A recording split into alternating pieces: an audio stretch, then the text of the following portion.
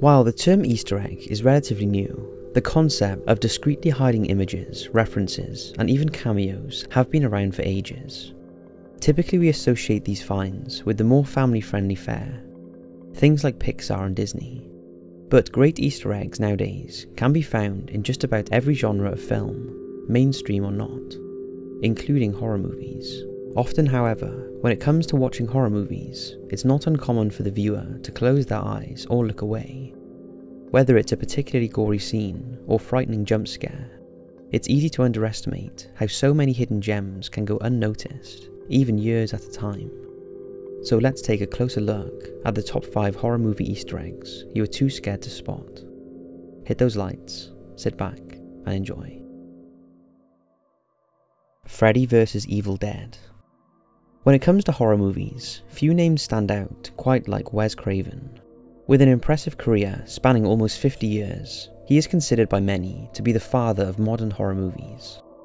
However, it was the creation of the infamous Freddy Krueger that has managed to stay in the pop culture spotlight since 1984's A Nightmare on Elm Street. Most of us are already familiar with the Easter eggs involving scenes from 1981's Evil Dead playing on the TV in the background, while the main character Nancy is dozing off. What may not be as well known was the return homage director Sam Raimi slipped into his 1987 sequel Evil Dead, Dead by Dawn, in which there is a scene where Freddy Krueger's glove can be clearly seen hanging on the wall. Interesting to note that said glove was not a replica, but the real original glove from A Nightmare on Elm Street. An added bonus to this was that Wes Craven can be seen wearing a get-up very similar to Freddy Krueger's, when he had a cameo as a janitor in another of his now classic films, Scream. The Shining. This 1980 classic, directed by the legendary Stanley Kubrick, who we are producing a documentary on, could have a whole top 5s list on its own, from notoriously controlling each and every single frame to surprisingly strong evidence that supports the theory that Kubrick was involved in faking the moon landing. The Shining is arguably one giant Easter egg on its own. There is even a whole documentary called Room 237 that goes into great detail surrounding the many theories behind the hidden meanings and imagery of his celebrated film. As a revered horror masterpiece, it might surprise you to know that Stanley Kubrick and acclaimed author Stephen King were not on good terms. Their personal dissatisfaction with each other could be felt, not only on set, but even years after its release. King has not been shy in interviews voicing his dislike for the film, even going as far as saying that the 1997 TV miniseries was the superior adaptation of his work. The two strongly disagreed on just about every single aspect of the movie, from casting and set design all the way to the very ending of the film itself. There is in fact one scene in particular that alludes to this feud in a subtle yet interesting way. It's a scene when Dick Halloran is driving to the Overlook Hotel in an awful snowstorm. He comes across a clearly wrecked red Volkswagen Beetle, which appears to have been mangled by a semi-truck. In the opening scene of The Shining, you might recall the Torrance family also making their way to the Overlook Hotel in a yellow Volkswagen Beetle. As it should be noted in the book, the Torrance family owned a red Volkswagen. Many believe that this was Kubrick dismissing the author and gloating his genius over the original source material. The Silence of the Lambs. This Academy Award-winning film broke significant ground on how horror movies were perceived by audiences and critics alike.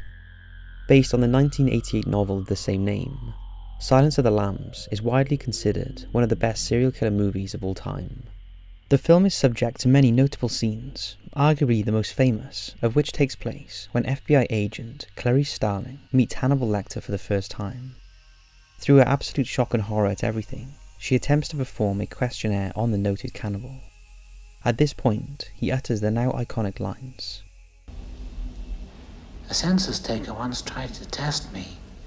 I ate his liver with some fava beans and a nice Chianti.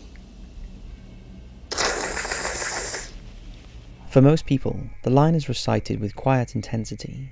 What went completely under the radar was the fact that Hannibal was actually giving Clarice direct insight into the very actions he was describing. At the time of the book's release, it was common practice in a psychiatric examination to administer non-noamine oxidase inhibitors, commonly referred to as MAOIs. The interesting fact is that while taking MAOIs, the patient cannot partake in certain food and drink. This includes liver, fava beans, and red wines, due to the risk of high blood pressure, which can potentially result in death. As a qualified psychiatrist, Lecter would have been well aware of this, and so cleverly it was, in this moment, he was saying indirectly to Clarice that he was not taking the medication that controlled his violence and psychotic thoughts.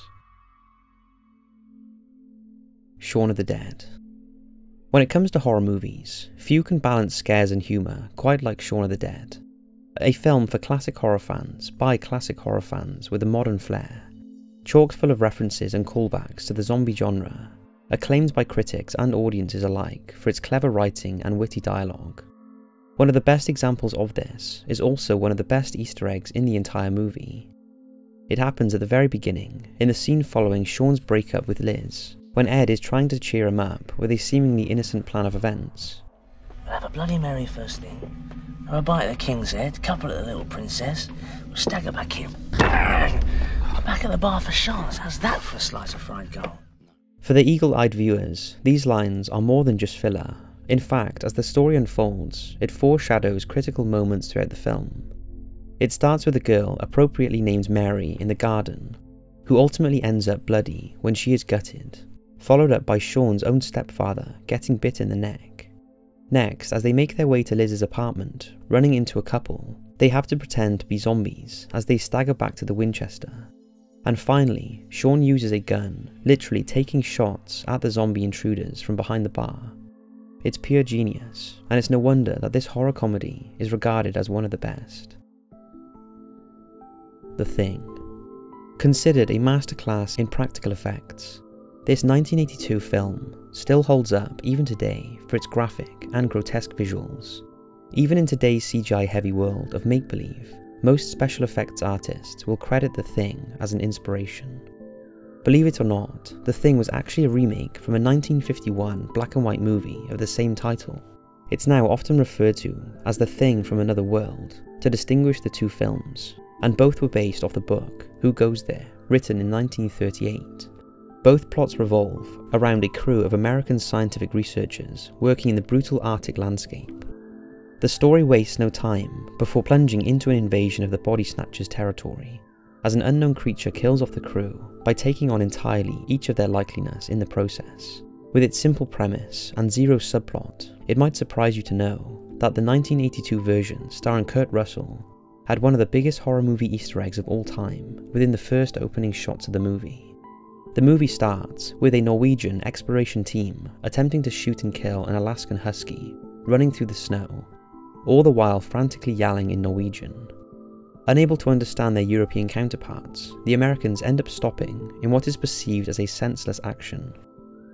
What was lost on both the characters in the movie, as well as in the non-Norwegian speaking audience, was the Norwegian crew were actually shouting, "Get the hell away, it's not a dog, it's imitating a dog, it's not real, get away idiots."